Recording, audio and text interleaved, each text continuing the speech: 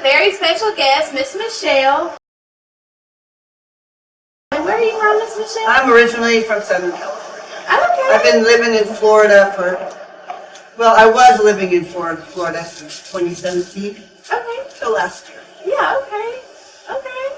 So, and then you just travel full time with your dogs? Yes, I've been on the road for a little over a year. Okay. And what's their name? This is Storm, and this is Thistle.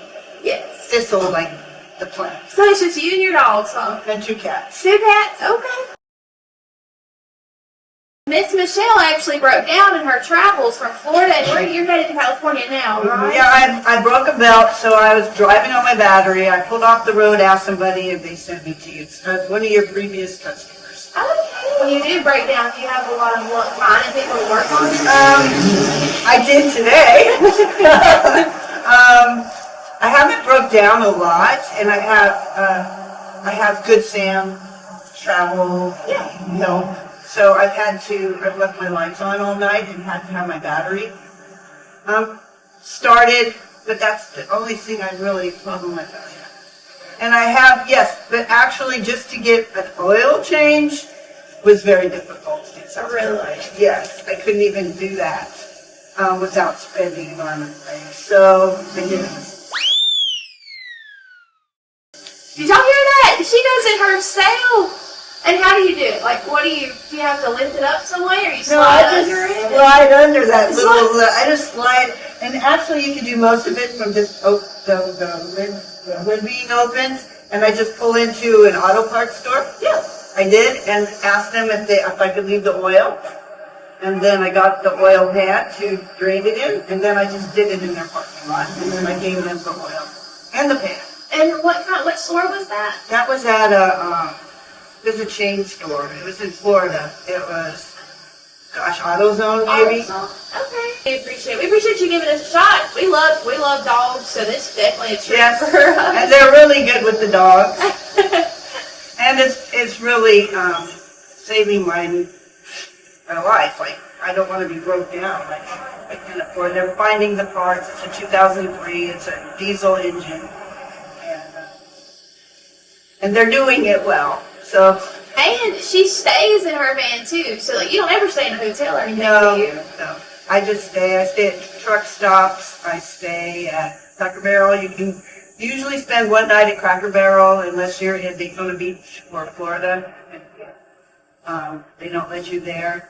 Or I've got an app that shows me where people have camped before in the area. So a lot of times I will plan my route by looking forward to where I'll be and see if people have found free camping in those areas. And then I'll plan my route that way. I was going down 20, but now I was on a different.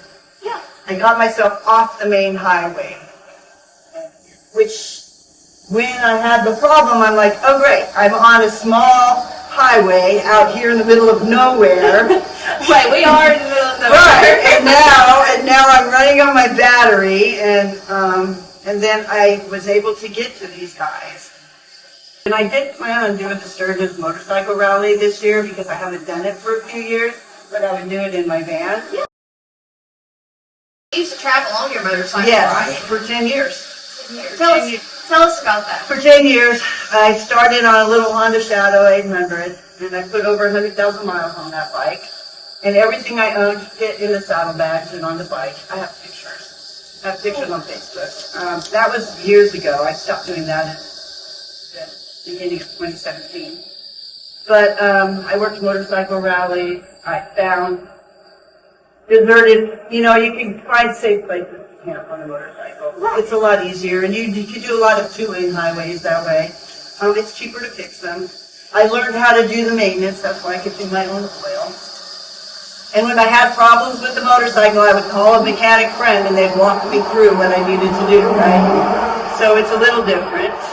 And I did it for 10 years, and now I'm doing it in a van. So did you have your dogs when you were on the motorcycle? I had a little dog. These guys, I settled in Florida for like 7 years in a house, which isn't the life for me. Even though it took me 7 years to get out of there, I was trying to adjust the whole time. And And then I picked up him right before COVID. And so I wasn't working. I'm a massage therapist. Oh. And so I wasn't working at the time. And then when I went back to work, he freaked out. So then I got her to keep him company while I was away. So when I decided to get back on the road, I had him already. So did you sell your house in Florida? Yes, I sold it. It was a 100-year-old palm tree log cabin house. Oh. And it was falling apart, and I didn't have. They smell another dog. I didn't have the wherewithal to fix it. So I decided anyway that it wasn't what I wanted. It did have a nice piece of property with it, which I really loved. But so then I sold it. Bought this, which is the wrong. Don't buy diesel. So. Hey, it is hard to work on diesels. It's a lot harder, but hey, they last a lot longer too. That's what I heard, but it's also more expensive when they break. Yeah.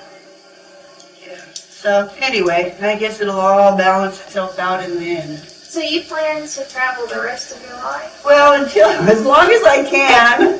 I'm 67. Oh, you do not look 67. Yeah, so like I'm edging up to 70. Now there's quite a few people who travel at 70, so I don't think it'll end there, but we'll see what happens.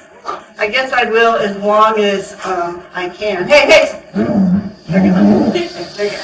Well, we do appreciate you giving us a time, and we're gonna let her stay here if she needs to. She's gonna have everything she needs. She said this is her home. She travels with her home. Actually, I have to drive an hour to get home. So. Yeah, I'm always at home. Yeah, she's always at home. But thank you guys, and it was really nice to meet you.